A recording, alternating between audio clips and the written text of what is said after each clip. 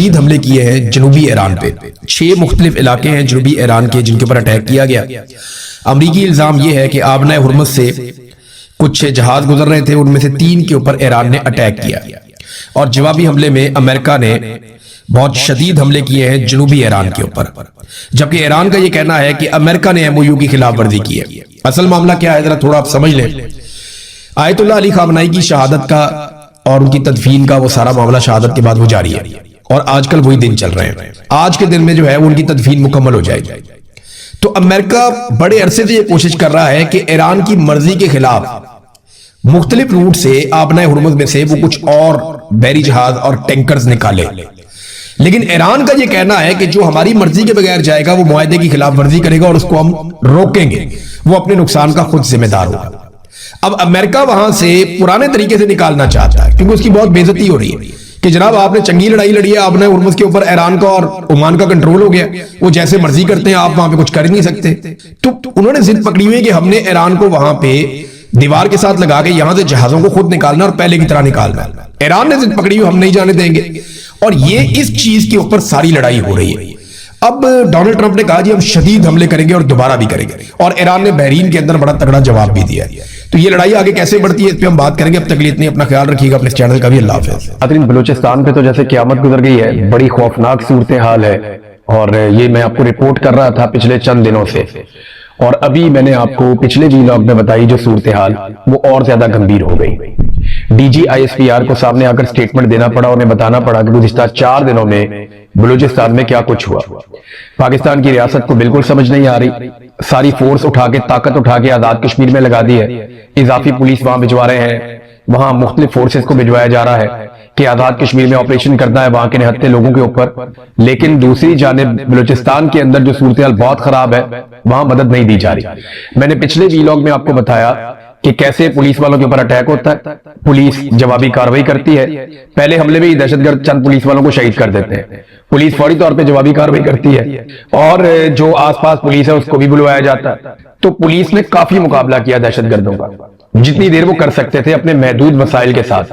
Police का असला खत्म हो रहा था, लोग बार बार कॉल कर रहे थे, लोग बार बार मैसेजेस कर रहे थे, हत्ता के नौजवानों ने सोशल मीडिया पे डालना शुरू कर दिया कि पुलिस के पास हथियार खत्म हो गए हैं, पुलिस मजीद मुकाबला नहीं कर पाएगी, फौरी तौर पे इमदाद भेजी जाए।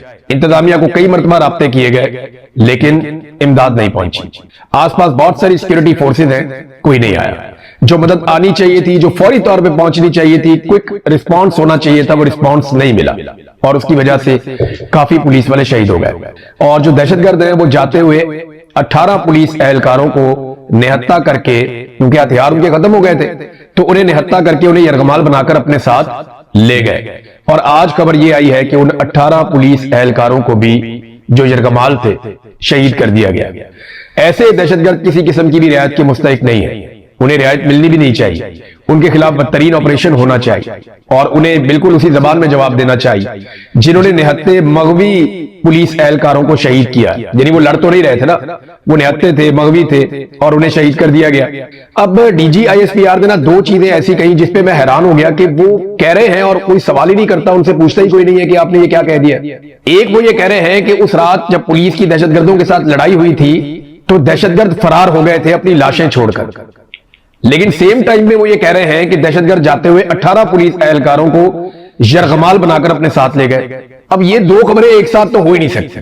यानी एक तरफ कह रहे हैं कि दहशतगर्द फरार हो गए, लाशें भी छोड़ के भाग गए, लेकिन जाते हुए 18 पुलिस एहलकारों को यरगमाल बनाकर साथ ले गए। अब ये कैसे हो सकता है? फरार होने वाला तो एक आदमी को भी साथ यरगमाल बनाकर ले जाए तो बहुत बड़ी बात है, और अगर कोई हथियार फेंक कर लाशें छोड़कर भागा है तो वो यरगमाल कैसे बनाकर ले जा सकता है? तो जो मैंने मकामी जराये से बातचीत की वो मुझे ये बताते हैं कि वहां पे दहशतगर्दी हुई है बड़ी खौफनाक, और कोई भी नहीं पहुंचा।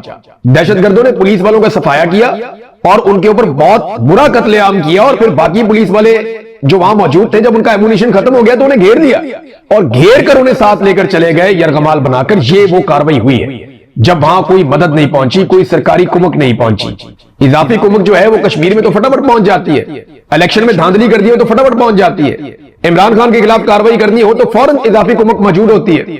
अगर आज पाकिस्तान तहरीके इंसाफ का कोई एक बंदा जलसा अनाउंस कर देना उस इलाके में जहां पे ये दहशतगर्दी हुई है, तो फटाफट इजाफी कुमक पहुंच जाएगी, हर तरफ से आ जाएंगे निकलकर। लेकिन जब पुलिस वाले वहां पे शहीद हो रहे थे, निहत्थे हो रहे थे, उस वक्त इजाफी कुमक नहीं पहुंची। ये शिकवा बार बार इलाके के लोग कर रहे हैं। फिर वो यरगमालों को ले गए बनाकर साथ अपने 18 लोगों को और उनको शहीद कर दिया। इससे बड़ा जुर्म कोई और हो नहीं सकता। रियासत की जिम्मेदारी है कि उन्हें निशाने इबरत बनाया जाए। फिर एक और दहशतगर्दी का वाकया होता है। 27 पुलिस एहलकार यहां पे जम भक हो गए। फिर फोर्सेज के ऊपर एक और अटैक हुआ और ये आज के दिन में हुआ। 11 जवान मजीद शहीद हो गए। तो अब तक 42 जवान शहीद हो चुके हैं गुज़िश्ता 4 दिनों के अंदर। ये 3 से 4 दिनों के टाइम में 42 जवान शहीद हो चुके हैं। सिविलियन भी कई शहीद हो चुके हैं। अभी इतला आई थोड़ी देर पहले कि कोयटा में बच्चे खेल रहे थे तो वहां पे एक धमाका हुआ। उस धमाके के नतीजे में 2 बच्चों की अब तक कंफर्म इतला आई कि वो शहीद हो गए और बहुत सारे बच्चे जख्मी भी हो गए। ये बलूचिस्तान चल रहा है, बलूचिस्तान की ये सूरत हाल और किसी को फिक्र ही नहीं है। बात बताई कोई और जाती है। डीजीआईएसपीआर कह रहे हैं हमारा ऑपरेशन कामयाब हो गया। यानी मगवियों के पीछे जब सिक्योरिटी फोर्सेज गई और उन्होंने दहशतगर्दों से लड़ाई की तो डीजीआईएसपीआर ने कहा कि हमने वहां पे एक कामयाब ऑपरेशन किया। लेकिन कामयाब ऑपरेशन का नतीजा यह है कि एक भी पुलिस एहलकार दहशतगर्दों से वापस जिंदा नहीं आ सका। तो ये कामयाब ऑपरेशन आप कैसे कह रहे थे? एक तरफ आप कह रहे हैं कि 18 पुलिस एहलकार जिन्हें मगवी बनाया गया था उन्हें शहीद कर दिया गया दहशतगर्दों की जानिब से।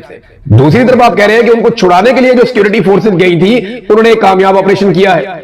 अब इसके बारे में ना बड़ी कंफ्यूजन फैलती चली जा रही है कि सिक्योरिटी फोर्सेज एक्चुअली वहां पे कर क्या रही है, उनकी प्रायोरिटी क्या है। सरफराज मुफ्ती को लाकर वहां पे मुसल्लत किया हुआ है। अवाम की कोई नुमाइंदगी है नहीं, अवाम की कोई बात सुनता नहीं है। मकामी लोग चिल्ला चिल्ला कर मर जाते हैं कि इस जगह पे दहशतगर्द आए, इस जगह पे दहशतगर्द आए। वहां सिक्योरिटी फोर्सेज ऑपरेशन ही नहीं करती, वहां जाकर कार्रवाई नहीं करते।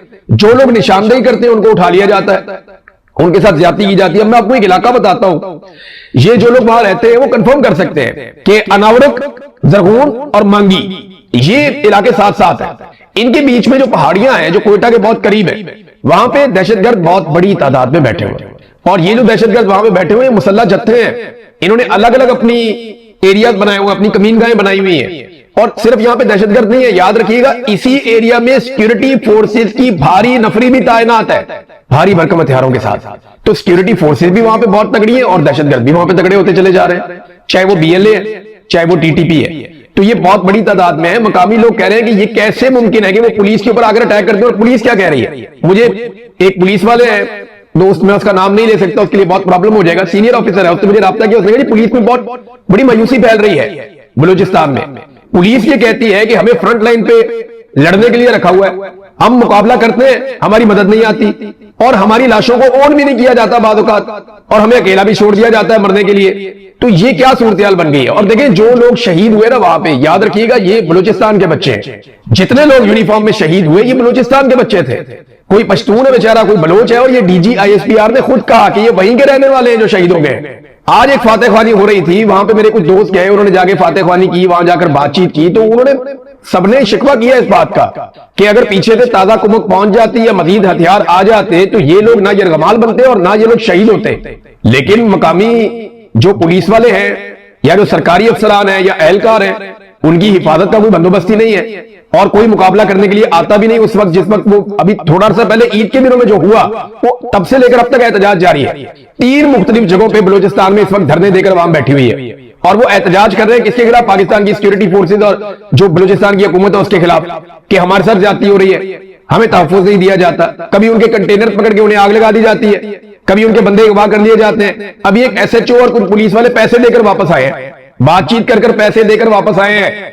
ये सूरत हाल बलूचिस्तान में हो गई है। कानून की अमलदारी मुकम्मल तौर पर खत्म हो गई है, जंगल का कानून वहां पे बन गया और बलूचिस्तान पूरा जल रहा है। ये क़यामत बर्पा हो गई बलूचिस्तान पे। 27 घरों के अंदर तो सीधी सीधी लाशें गई हैं पुलिस वालों की। इसके अलावा अलग से शहादतें होती चली जा रही हैं। अभी बच्चे शहीद हो गए थोड़ी देर पहले, मैंने आपको बताया।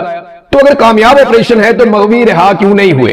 अगर दहशतगर्द फरार हुए तो वो 18 पुलिस वालों को अपने साथ कैसे लेकर चले गए और कोयटा की सराउंडिंग में दहशतगर्दों की अक्सरियत कैसे बढ़ती चली जा रही है? ये वो सवालात हैं जिनके हमारे पास अभी जवाब नहीं है। एक घिनौना खेल बलूचिस्तान में खेला जा रहा है और 1 2 नहीं 4 5 सोर्सेज ने मुझे ये बात बताई कि माजी में जो लोग जिनके सरों पे इनाम थे, जिन लोगों के जो जराइम पेशा है, दहशतगर्द हैं या जो स्मगलर टाइप के लोग हैं, उनको इकट्ठा करके प्रॉक्सीज तैयार की जा रही है कौम परस्तों के खिलाफ कि जनाब तुम इन लोगों को मारो, तुम्हें हम खुली छूट देते हैं, तुम कौम परस्तों को दबाओ, कौम परस्तों को मारो। उसके बदले में ये दावा किया जा रहा है मेरे पास डायरेक्ट तो मैं बलूचिस्तान में नहीं बैठा हुआ ना, लेकिन जो बलूचिस्तान में मेरे दोस्त हैं वो ये बताते हैं कि हम हैरान हो रहे हैं कि ऐसे लोग जिनके सरों के ऊपर इनाम था वो अब काफिले लेकर घूमते हैं, हथियारबंद होकर घूमते हैं और कौम परस्तों के खिलाफ तकारीर करते हैं और उन्हें लॉन्च किया जा रहा है कि जाके कौम परस्तों को मारो।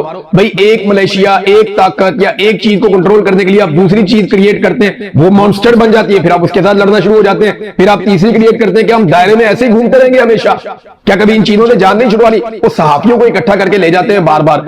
अब ये लगातार गुज़िश्ता चंद महीनों से हो रहा है। हर दूसरे हफ्ते सहाफियों का एक वफद उठाते हैं, उन्हें जहाजों में बिठाते हैं, वीआईपी तरीके से कोयटा पहुंचा देते हैं और एक दो और कभी तुरबत ले जाते हैं, कभी कहीं और। तो पूरा पहले सिक्योरिटी का बंदोबस्त, पहले पूरा स्टेज तैयार किया जाता है, सहाफियों को ले जाके वहां छोड़ा जाता है। देखिए आप ये वाली पहाड़ी पे चढ़ के देखिए, आपको कोई दहशतगर्द नहीं नजर आएगा। ये देखिए आप ये वाली जमीन पे चल, और बलूचिस्तान इतना बड़ा है कि आप गाड़ी चलाए ना तो आप कई दिनों से खत्म नहीं कर सकते। आप तेज तरीन गाड़ी भी चलाए ना तो आप कई दिन बलूचिस्तान पूरा नहीं फिर सकते, इतना बड़ा बलूचिस्तान है। एक कोने से दूसरे कोने में जाने में आपको 24 घंटे लग जाते हैं और वो इतना चौड़ा है, इतना बड़ा है बलूचिस्तान, बहुत दूर दराज इलाके हैं वहां पे। तो किसी एक एरिया में थोड़ा सा आप अमनो अमान कायम करके 10, 20, 30 किलोमीटर में आप सहाफियों को ले जाके वहां कहते हैं देखो जी कितना अच्छा है, वहां पे मकामी लोगों को बिठा के जी बात करें इनके साथ, आप वो इमेज बिल्डिंग कर रहे हैं। उनको लेकर जाओ, उन धरनों के अंदर मिलवाओ वहां पे लोगों से, उनसे पूछें वो के मसाइल क्या है, हालात क्या है। वो जो धरनों में लोग बैठे हैं उनकी बात सुनता ही कोई नहीं, कोई मीडिया उसको रिपोर्ट नहीं करता, किसी सहाफी को वहां जाने नहीं देते। वहां लेकर जाए ना जहां पे लोग धरने देकर बैठे हुए हैं, चमन के पास लेकर जाएं जहां पे लगातार ड्रोन हमले हो रहे हैं, लड़ाई बढ़ती चली जा रही है, वहां लेकर जाएं। बॉर्डर के साथ साथ फिर आए जहां पे ये सारी काश्त लगी हुई है, जहां पे सारी की सारी मंशियात की काश्त हो रही है, वहां लेकर जाएं। ब्राह्मचा की मंडी में लेकर जाएं जहां पे मंशियात की सबसे ज्यादा फैक्ट्रियां और पूरी दुनिया में मंशियात वहां से स्मगल होती है, वहां लेकर जाएं जहां पे कोकीन बनती है, वहां लेकर जाएं जहां पे अफीम बनती है, वहां लेकर जाएं जहां पे चरस और गांजा बनता है, वहां लेकर जाएं जहां पे आइस तैयार होती है। उन जगहों पे नहीं लेकर जाएंगे, ये लेकर जाएंगे वहां पे जहां थोड़ा सा एरिया बनाएंगे बेहतरीन टिप टॉप करके, वहां ले जाके सहाफियों कहते हैं कर दो। कभी बर्तानिया से ले जाते हैं, कभी यहां से ले जाते हैं, कभी वहां से ले जाते हैं, मुफ्त के टिकट देते जा रहे हैं, आओ जी आपको हम लेकर जाते हैं उन इलाकों में, जाकर आप बताएं बहुत अमनो अमान है। 42 लाशें गिरी है अभी मेरे लोगों की, कितना अफसोसनाक है। और ये सिलसिला कैसे खत्म होगा, ये सवाल सारे पूछते हैं कि जनाब इसका हल क्या है। देखिए अगर दहशतगर्दी आपने खत्म करनी है ना तो आपको एक आजाद खारजा पॉलिसी भी चाहिए, एक आजाद दाखिला पॉलिसी भी चाहिए, आपको ताकत